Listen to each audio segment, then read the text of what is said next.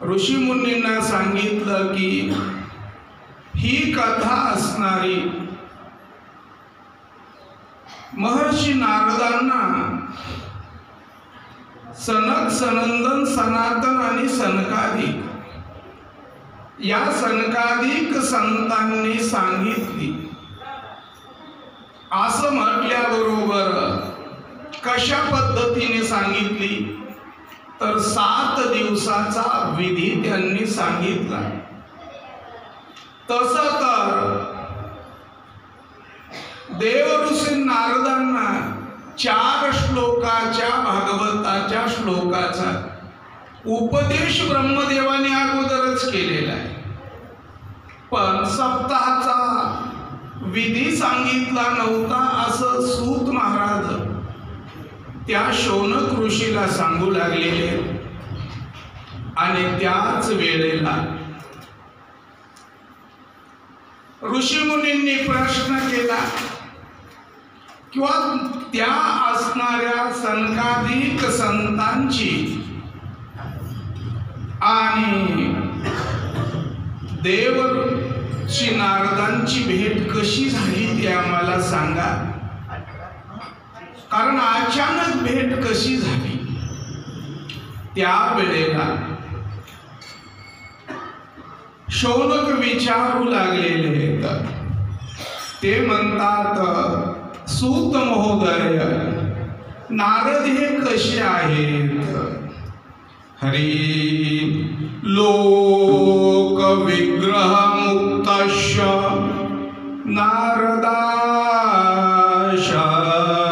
स्थिरश्च विधे श्रवे कुत प्रीति संयोग पुत्र तये सह। आणि मग सूत महर्षींनी असणारे सांगितलं की जी असणारी मी कथा शुकदेवांच्या मुखातून ऐकली आहे तेच मी तुम्हाला सांगतो की एकदा नारद या पृथ्वी तलावरती तीर्थयात्रेच्या माध्यमातून आले होते। देवर्षी नारद सांगतात किंवा या असणाऱ्या पृथ्वीवर पावन भूमी आहे असं मी जाणून या ठिकाणी तीर्थयात्रा करण्याकरता आलो, पण इथं आल्यानंतर मला नेमकं काय पाहायला मिळालं तर तीर्थावर पवित्रता राहिलेली नाही आहे। आणि हे पाहून मला अंतकरणाला दुःख वाटलं। आणि मग केविलवाना चेहरा पडलेला घेऊन नारद असणारे फिरू लागलेले। आणि फिरता फिरता जिथं सत्संग करण्यासाठी हे 4 सनकादिक संत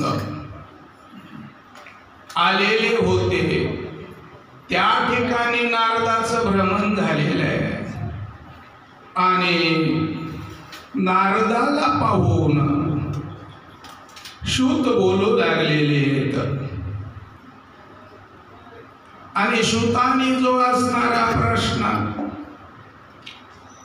शौनकादिक ऋषींना सांगितला की एकदा असणार एकदा ही विशालाया चत्वार ऋषियो मला सत्संगार्थ समायाता दद्रशो सुस्तय नारदम कथं ब्रह्मादिनं मुखा कुचिंता तुरो भवान त्वरित गम्मते कुत्र कुतच्चा गमनं तव।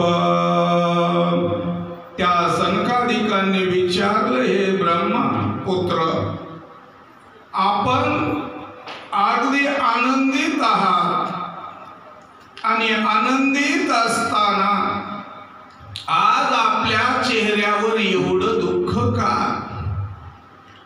कारण आपण एखाद्याचं धन चोरीला गेल्यानंतर जसा तो उदास होतो, कारण आपण कसे आहात तर मुक्त आहात, सदा आनंदी आहात, तर मग एवढं दुःख होण्याचं कारण तुम्ही आम्हाला सांगा.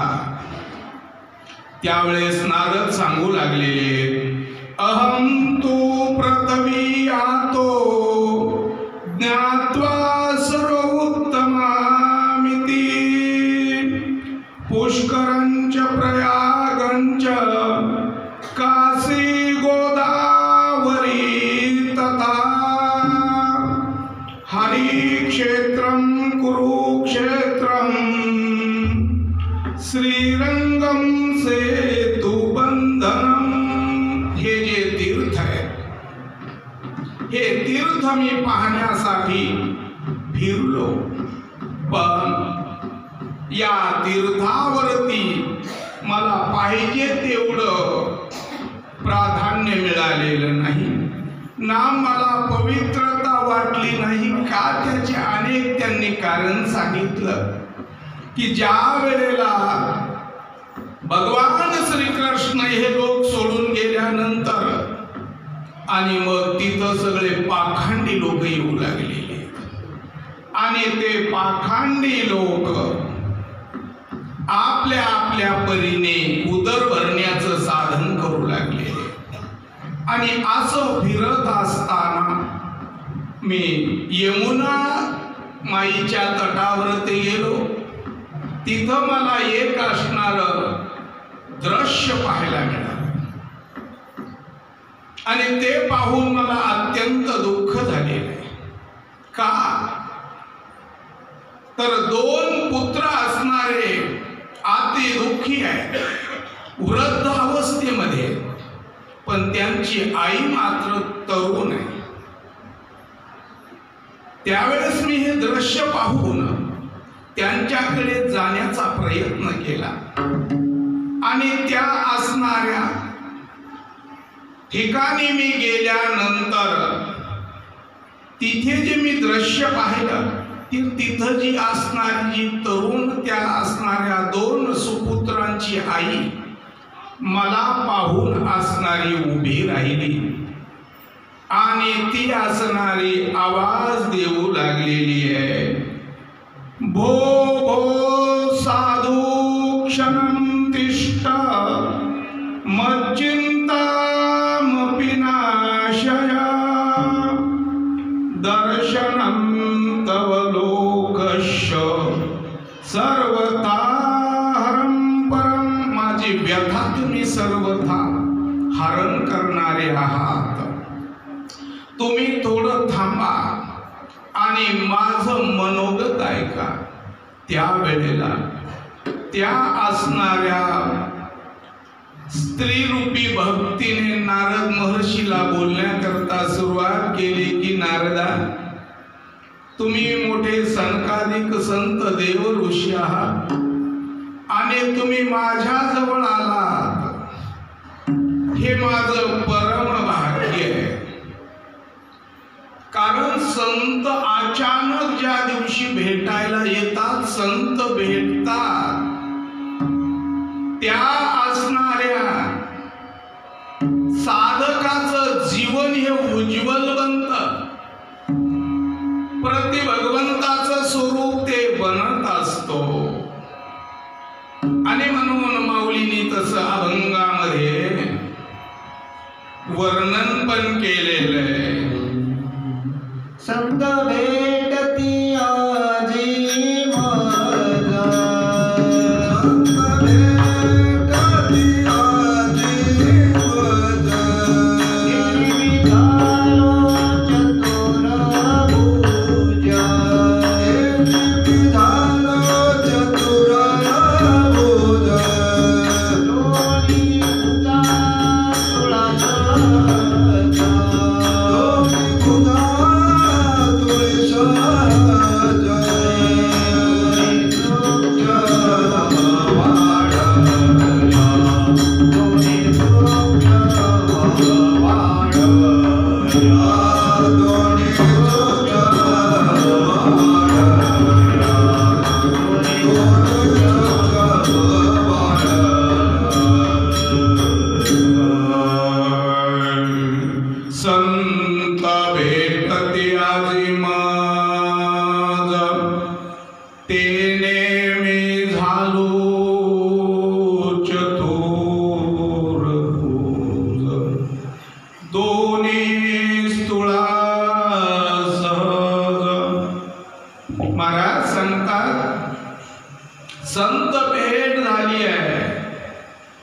आणि काय झालं तर आज पिकले माझे घोडे, बहुत जन्माचे साकडे,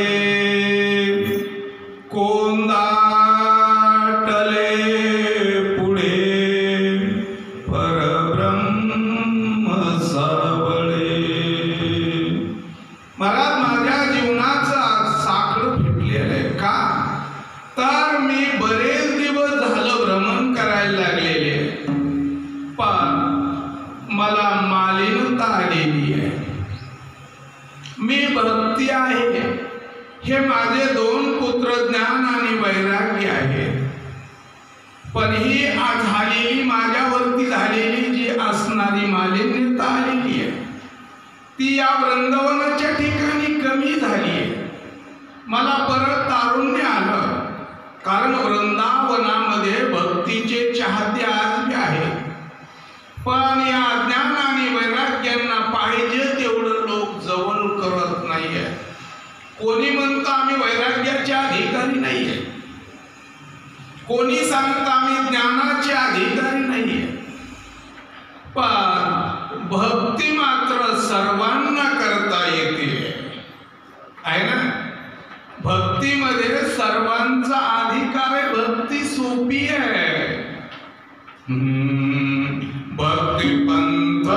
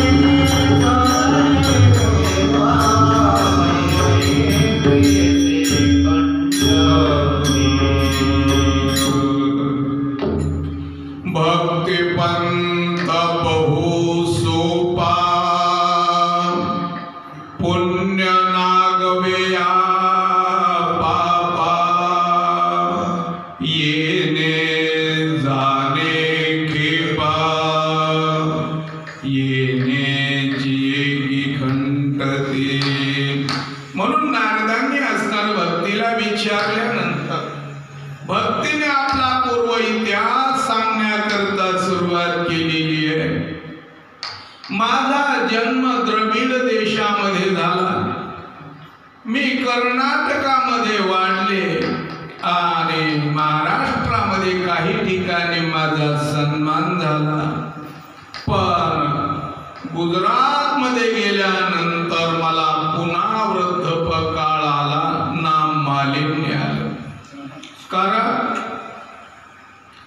या कलियुगाच्या प्रभावामुळे दुर्जनाने असणार मला छिन्न विछिन्न करून टाकले आणि म्हणून दीर्घकालपर्यंत ही माझी अवस्था झालेली आहे.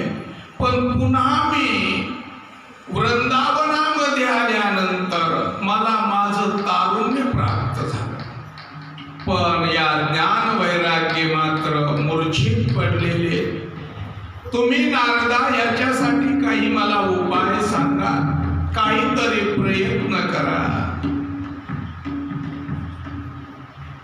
ऐसे तुम्ही सांगा संत जन, करा समाधान चित्त माझे. कारण तुम्ही कसे आहात, कृपाळू सज्जन तुम्ही संत जन.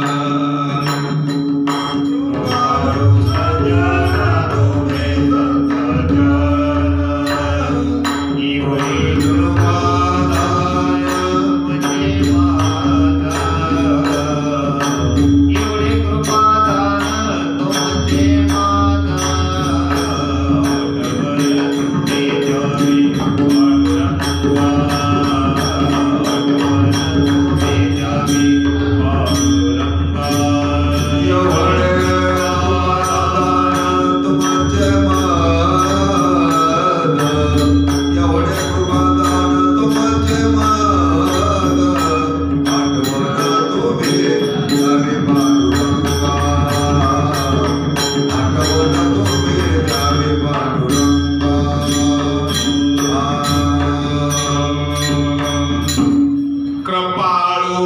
सज्जन तुम्ही संत जन एवढे कृपादान तुमचे मज माझ्यावरती तुम्ही असणारी कृपा करा आणि त्या वेळेला या ज्ञान वैराग्याला पुन्हा पुष्टी कशी येईल समाजामध्ये यांचा प्रभाव कसा होईल या ज्ञान असणाऱ्या महर्षी नारदांनी एका क्षणामध्ये सांगितलं बाले तू काहीही चिंता करू नकोस एका क्षणामध्ये मी तुझा असणारा विचार करील आणि तुझ्या 2 पुत्रांना मी तारुण्य आणून देईल आणि मग असं म्हटल्यानंतर या कलियुगाची महती नारद त्या ठिकाणी वर्णन करू लागलेले की या असणाऱ्या भगवान श्रीकृष्णाने अवतार कार्य पूर्ण केल्यानंतर ही पृथ्वी दिवसेंदिवस शेष नारायणाला शेष भगवंताला भार रूप होऊ लागलेली आहे आणि म्हणून अशा असणाऱ्या या अति पापामुळे कारण या कलियुगामध्ये पाप आचरण करणारे लोक जास्त झाले आपण भगवान श्रीकृष्णाच्या जन्माच्या वेळेला पहिलाच अभंग म्हणतो ना पृथ्वीवरी दैत्य मातले ते फार गाराने सुरवर सांगू आले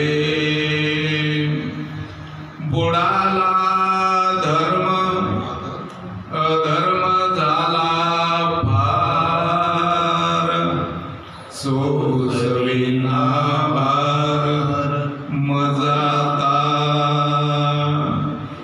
आणि म्हणून अशा असणाऱ्या पापामुळे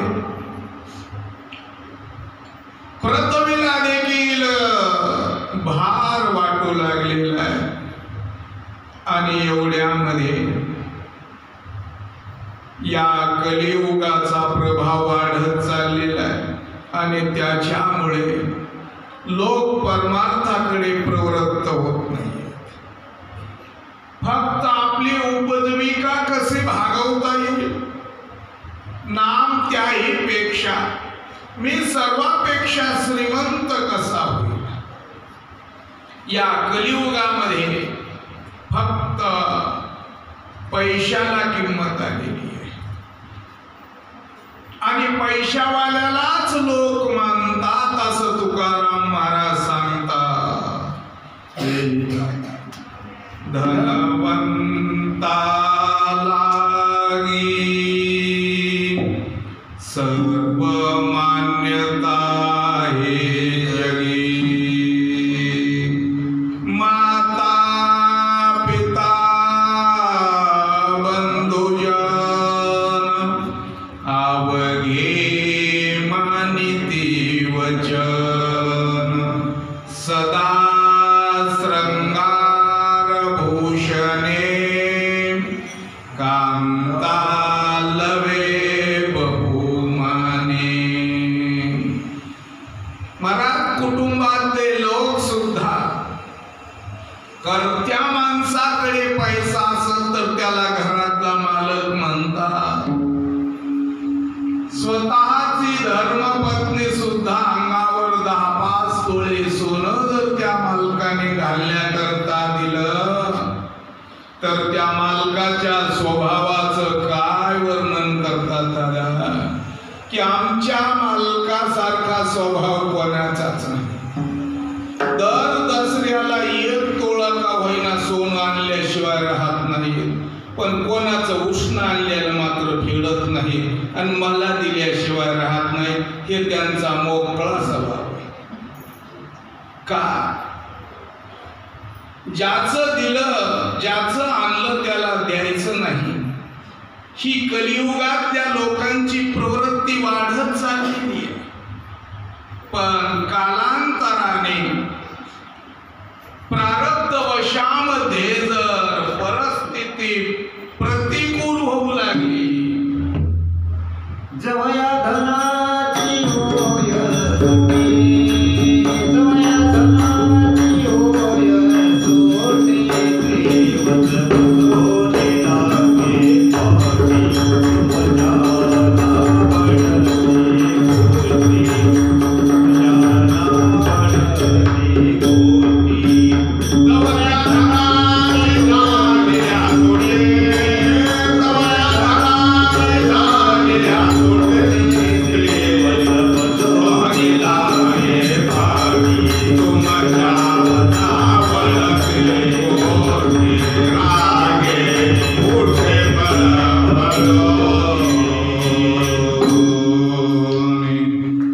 तव त्या धनाचे झालिया तोटे, स्त्री वसवसोनी लागे पाठे, तुमच्या नावडती गोष्टी रागे उठे फडफडोनी. धन नसेल तर नातवाला वर्णन करतात. धर्मपत्नी सुद्धा नीट बोलत नाहीये दादा. एखादी गोष्ट जर सांगायला गेलं तर धर्मपत्नी सांगते अजिबात बोलू नका, तुमच्या जीवनात काही अर्थ नाही. मी आहे म्हणून तुमच्या बरोबर टिकली आहे. फुटका मनी सुद्धा आयुष्यात तुमच्याच्यानं मला करणं झालेला नाही. म्हणून धर्मपत्नी सुद्धा आपल्याला किंमत देत नाहीये. म्हणून या कलियुगामध्ये सगळे लोक पैशाच्या पाठीमागे लागलेले. पैसा पैसा पैसा. आणि म्हणून इकडं परमार्थाकडे येण्याची कोणाची प्रवृत्ती नाही आहे. असा या कलियुगाचा महिमा सांगत असताना त्या असणाऱ्या भक्तीने नारद महर्षीला प्रश्न केला, ऋषीवर्य, मग एवढा असणारा पांडवांच्या कुळामध्ये जो परीक्षित राजा, त्या असणाऱ्या पवित्र आणि दयावंत राजाने या कलियुगाला इथं आश्रय का दिला, याला मारून का टाकलं नाहीये? कारण राजाची आणि कलियुगाची भेट झाली असं तुम्ही वर्णन करताना, कली हा अनाचार मातवत आहे हे राजानं पाहिलं ना, मग त्याला का ठेवलं? कारण त्याचे 100% अवगुण नव्हते. कारण प्रत्येकाकडे एक तरी गुण असतो. सगळेच गुण एकाकडे नाही आणि सगळेच अवगुण एकाकडे नाही. पण आपल्याला अशी दृष्टी तयार झाली की गुणात अवगुण शोधायचे. एखाद्याला म्हणलं त्यांचं बरं चाललंय, कुठंतरी गवसलं असेल, पण त्यानं कसं कमवलंय आणि मला कसं करता येईल ही आमचा पाहण्याचा गुण नाहीये. आणि म्हणून महर्षी नारदानं सांगितलं, कलियुग हा अत्यंत वाईट आहे. पण याच कलियुगामध्ये जन्मलेल्या माणसाला साध्या आणि सोप्या साधनेने मोक्ष साधता येतो. हे कलीचा मोठा गुण आहे. म्हणून राजा परीक्षितीने या कलीला सांभाळलेले. कारण एखादाच गुण असावा, पण असा असावा की आपलं कल्याण करून समाजाचं कल्याण करता यावं. नाहीतर महाराज सांगतात, कायती करावी 32 लक्षण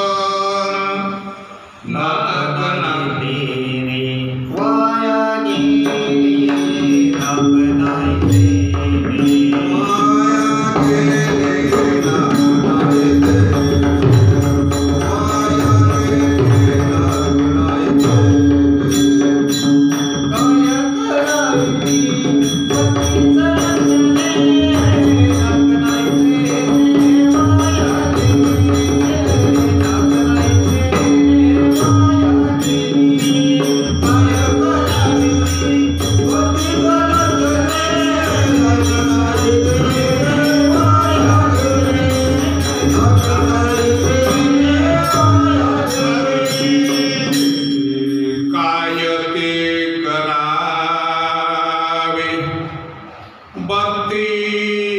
लक्षणे नाग नाही तेने वया गेली. कारण 32 लक्षण आहेत, पण मुख्यतः महाराज सांगतात जे पाहिजे तेच नाही म्हणून वाया गेलं. तस 36 गुणांना युक्त आहे दादा, पण त्याच्यातले 34 गुण आहेत, 2 गुण नाही. मुलगा चांगला आहे, पाहुणे सोयरिकीला आले, मागचा काळ सांगतो, सध्या या 5 वर्षातलं नाही. तुम्ही म्हणता अशा दंतकथा आम्हाला सांगू नका महाराज, कारण आमचं पोरग 45 वर्षाचं झालंय, 5 वर्षापासून पाहुणा घरी आला नाही आणि तू म्हणायलाच पाहुणे बघायला आले. म्हणून मागचं सांगतो.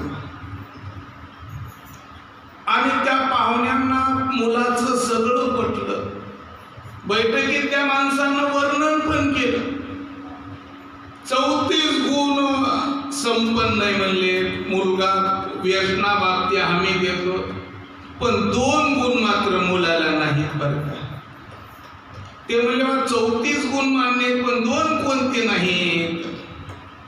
मग बैठकीतल्या लोकांनी सांगितलं मुलाला स्वतः काही कळत नाही आणि दुसऱ्यांना सांगितलेलं ऐकत नाही. पाहुणे म्हणले पत्रानं कळवू.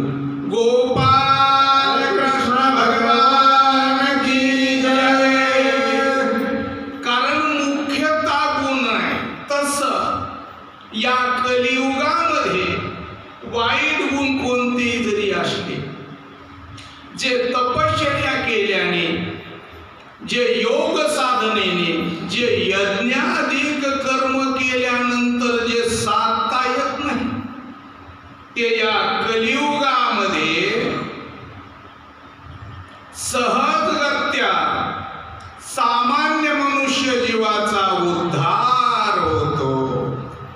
कलियुगी उद्धार हरीच्या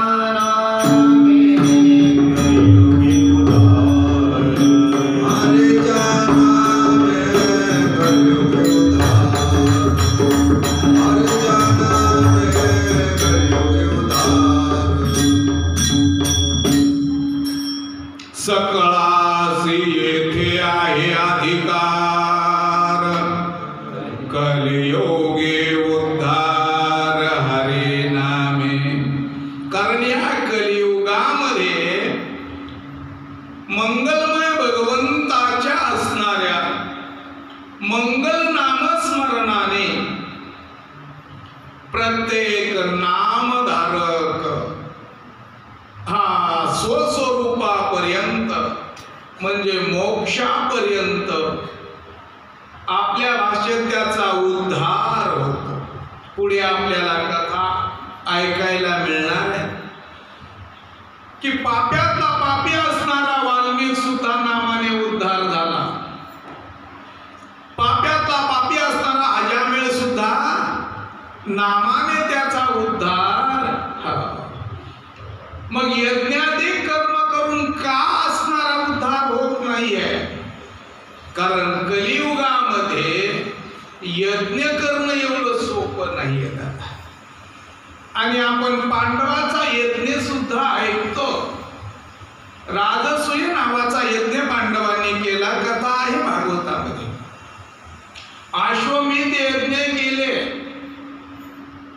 पण त्याच्यासाठी बळीला साम दाम दंड आपण ज्याला म्हणतो, हे त्या यजमानाकडे असणं गरजेचं. आणि तेवढेही करून जर आपल्याला त्याचा विधी कळाला नाही तर दादा आदपतन झाल्याशिवाय राहत नाही. माऊलीने ज्ञानेश्वरीमध्ये वर्णन केलेलं आहे. नहुष नावाचा राजा 100 यज्ञ पूर्ण केले. स्वर्गाचा अधिपती इंद्र झाला, पण तिथली त्याला वागणूक माहित नव्हती. कारण कुठलीही वागणूक प्रत्येकाला माहित असेल असं सांगता येत नाही. आणि एकच वस्तू दोघाला आनंद देईल हे सांगता येत नाही. हे आपल्या धरतीचा गुण आहे. माऊलीने ज्ञानेश्वरीमध्ये त्याचंही वर्णन केलेलं आहे. हरी आगाने नाने चतुरा पुढे निळयाचा दुसरा सर्पत्व झाला येरा सुखाची लागी. वेळ सकाळची आहे, कवळं ऊन पडलेलं आहे आणि एवढ्यामध्ये कोणाचा तरी एक मोत्याचा हार रस्त्यावर पडला आणि ते चमकू लागला. दादा एक जणाला वाटलं काय घोळा साप आहे म्हणला मोठा बाबा, आणि तो वापस पळाला. पण त्याच्या दुसरा जो ज्ञानी होता त्याला त्या मोत्याचा हाराचं ज्ञान झालं आणि तो घेण्यासाठी धावला. त्याला त्याच्यापासून आनंद. तसं तिथली वागणूक त्या नहुष राजाला माहीत नसल्या कारणाने पहिल्या इंद्राचे काही दिवस शिल्लक राहिले होते. त्याच्यावर अविश्वासाचा ठराव आला नव्हता. पण महाराज याला लईच घाई झाली. इंद्रपत्नी सचीला सांगितलं, म्हणला आता इंद्रपद माझ्याकडे आलेलं आहे आणि तुम्ही माझी सेवा करा, या सिंहासनाचा अधिकारी मी आहे. त्यावेळेस ती पहिल्या इंद्राची पत्नी घाबरली आणि आपल्या देवांचे गुरु बृहस्पती महाराजाकडे धावली. बृहस्पती महाराजांनी असणार तिला मार्ग सांगितला. माय घाबरू नको म्हणजे प्रत्येक गोष्टीला पर्याय असतो. राजाकडे नहुष राजाकडे आले आणि बोलण्याकरता सुरुवात केली. महाराज तुम्ही मृत्यू लोकाला परत जा आणि अशा वाहनावर बसून या की आतापर्यंत कोणीही त्या वाहनाचा उपयोग केलेला नाही. असं जर तुम्ही आलात तर मी तुम्हाला वरमाला घालायला तयार आहे, तुमची सेवा करते. महाराज भांबावून गेला राजा. सगळ्या वाहनाचा शोध केला. प्रत्येक वाहनावर कोणी ना कोणी बसलेले आहे. बैलावर सुद्धा शनी महाराज बसलेले. आपल्या भाषेत रेडा, रेडाना म्हशीचा हाल्या, त्या हाल्यावरही कोणीतरी बसलेलं आहे. बरोबर आहे. कोण बसलेलं आहे बघितलाय ना? बघितलाय पण त्याची जाण आपल्याला नाहीये. किती का नाही तर महाराज मागच्या जन्माचा आम्हाला अनुभव नाहीये. जगद्गुरु तुकोबाराय बोलतात, किती जन्म झाला फेरा गणित नाही जे दातारा, पडिलो आवरते भोवरा बहु थोरा ओळसिया. किती वेळा जन्मा यावे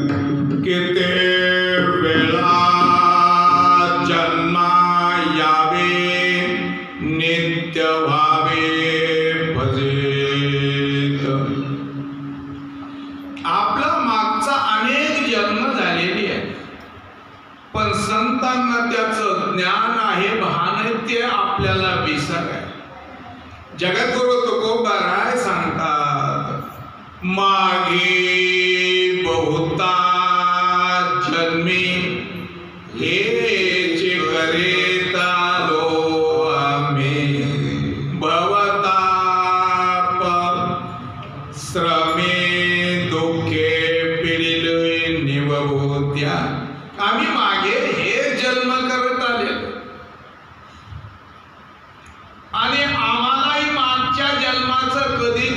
स्मरण होत, पण ते आनंदात नाही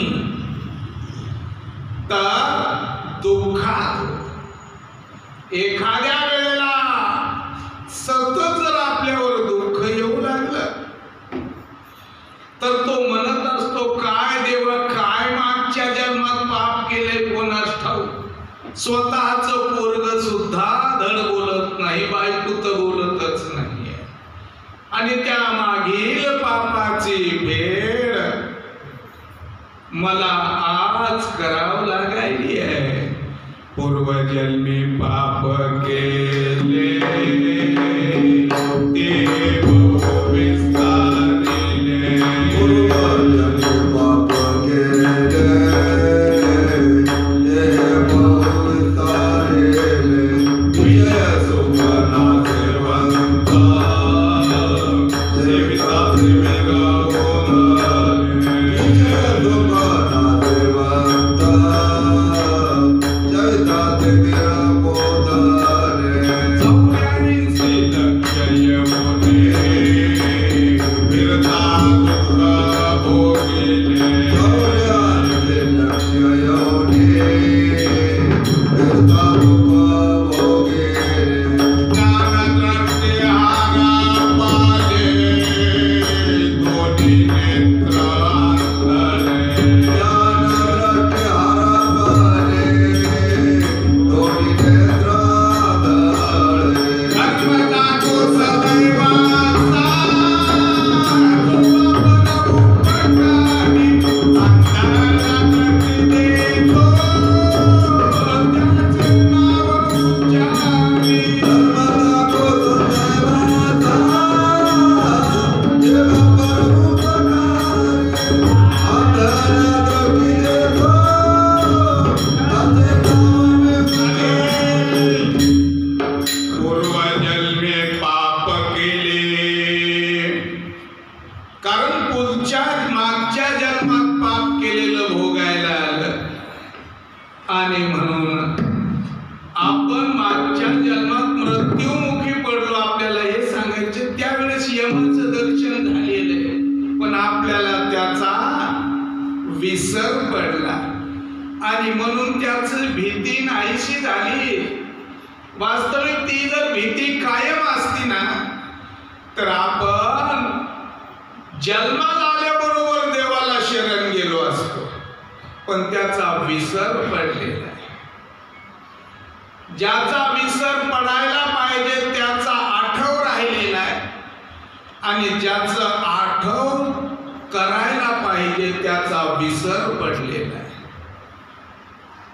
आणि विसर पडल्यामुळे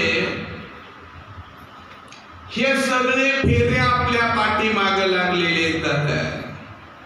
विसरली तया थोर झाली हानी, पचते लखाने 84च्या. तसं त्या नहुष राजाने सर्व काही असणार पाहिलं, पण प्रत्येक वाहनावर कोणी न कोणी बसलेलं दिसलं. शेवटी त्याने रथाला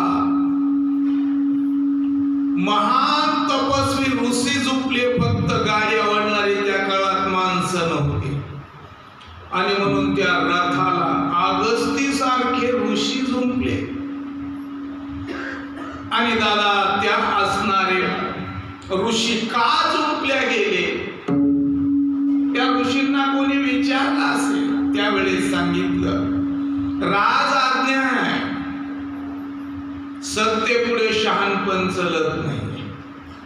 राजाची सत्ता आहे, आम्ही त्याच्या राज्यात राहतो आणि राज आज्ञा आम्हाला मान्य करावं लागते. वास्तविक त्याच्याकडे पाहिलं तरीही त्यांच्या तपश्चर्येच्या बळावर त्याला जाळू शकतात, पण राज आज्ञा भंग करता येत नाही, हा नियम आहे. महाराज गाड्या वळू लागले, रथ वळू लागले आणि हा रथात बसून त्यांना चापकाचे फटकारे मारू लागले. आणि त्या वेळेला महाराज लागत असताना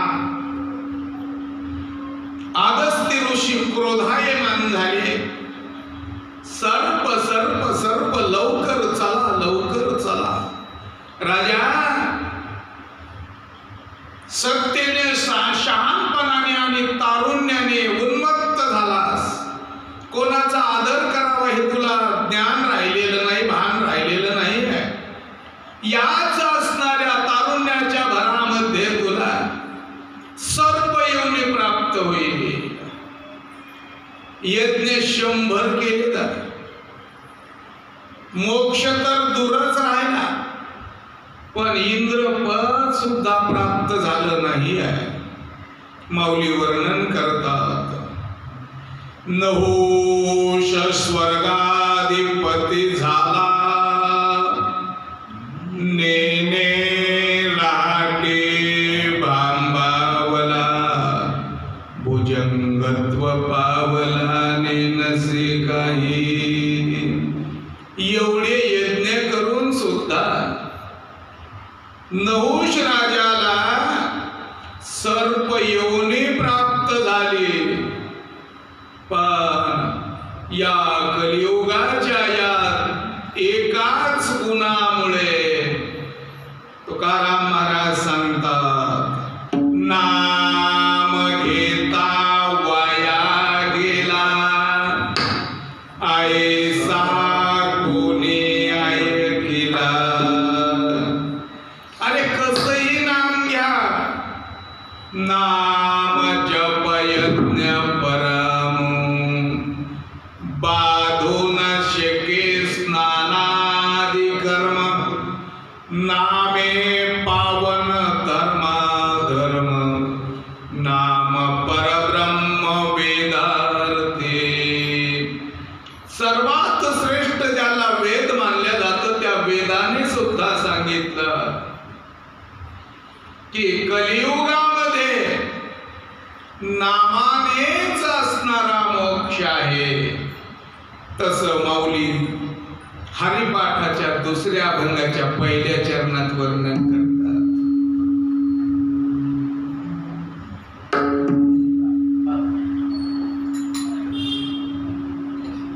चौवेदी म्हणा की चौवेदी दुसरा चौवेदी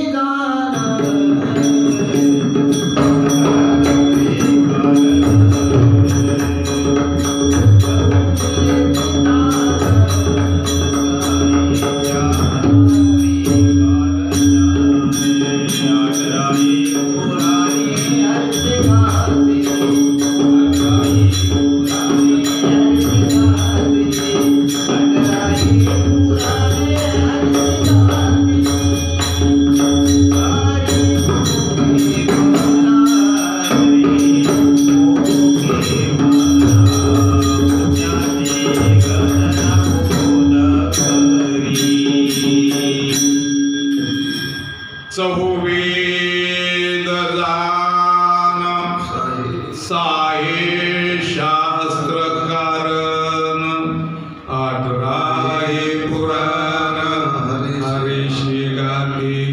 हरी मुखे म्हणा, हरी मुखे म्हणा, पुण्याचे गणना कोण करी. महाराज सर्वात महर्षी नारदाने कलियुगाचा गुण सांगितला की या कलियुगामध्ये नामाने मोक्ष मिळतो. आणि म्हणून राजा परीक्षितीने या कलियुगाचा सांभाळ केला जातो. आणि त्याच वेळेला जो असणारा आपण भागवताच्या महात्म्याचं वर्णन केलं की या भागवत महात्म्यामध्ये कोणाकोणाचा उद्धार झाला आणि भागवताने काय होतं असा प्रत्येकाचा संशय. काही दृश्य फळाच्या मागे लागलेले आणि काही अदृश्य फल आहेत दादा. पण दृश्य फल हे क्षणिक असतं. एखादी गोष्ट जर टिकाऊ घ्यायची म्हटलं तर तिला खर्च जास्त येतो, पण ती टिकाऊ आहे. पण एखादी गोष्ट कमी किमतीत मिळेल, देखावा चांगला असेल, पण टिकण्याचा भरवसा नाहीये. तसं या असणाऱ्या महात्म्यांचं काय असणार? महात्म्य या भागवताचं हे आपल्याला भक्ती आणि नारदांच्या संवादातून ऐकायला मिळाले. त्याच्यानंतर आज ही कथा असणारी आपण धुंदुकारीची आहे. पण जुन्या काळामध्ये रेणुकादास महाराज शास्त्री, दत्तगुरु असणारे रामपुरीकर, भगवान गुरु लुंबेकर या महात्म्यांच्या मुखातून श्रवण केलेलं तुम्हाला सांगतो. ते 7व्या दिवशी गोकर्ण कथा घेत आणि त्यामुळं त्यांचाच वारसा घेऊन आपण प्रथम स्कंदाला सुरुवात करू. कारण ज्यानं आपल्यावर केले उपकार, किती उपकार केले उपकार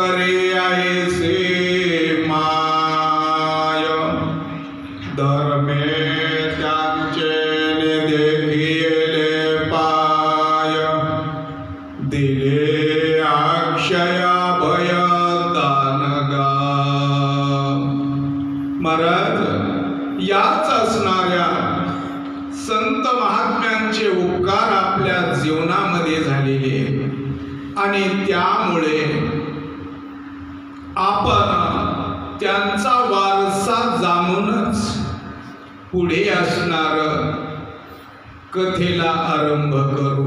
ज्या वेळेला या कथेचा महिमा वर्णन करत असताना आपण त्यांचं जे चरित्र ऐकलेले झालं आणि त्यामध्ये या भागवत महात्म्यांचं चरित्र 6 असणाऱ्या अध्यायामध्ये आपण पाहिलेलं आहे. आणि आता असणार जो शौनकादिक ऋषींचा आणि आमच्या सूत महाराजांचा संवाद आहे, त्यावेळेस मागील कथेच्या प्रसंगानुसार ही पुढे कथा अशीच चालत आहे. आपला कालच विषय झाला की मोठे माणसं स्वतःकडे काही घेत नाहीत. मागच्यानं सांगितली तसे पुढचा सांगू लागलेला आहे. जसं मैत्रेय ऋषी असणारे विदुराला सांगतात की मी ज्यांच्याकडून असं ऐकलेलं आहे हे चूक आहे का बरोबर तुम्ही सांगा. दुसऱ्याला जर मोठेपणा दिला तर आपला मोठेपणा आपोआप वाढत असतो आणि दुसऱ्याची जर मानहानी केली तर आपल्याला पावलोपावली अपमान सहन करावं लागतं. या मला भागवत शिकवतं. आणि म्हणून सूत महोपूज्य असणारे सूत महाराज आपल्या आराध्य देवतेला नमन करू लागलेले. हरे जन्माद्यस्य यतोऽन्वयादितरत चार्धेष्वभिघ्नस्वराट् तेने ब्रह्महृदाय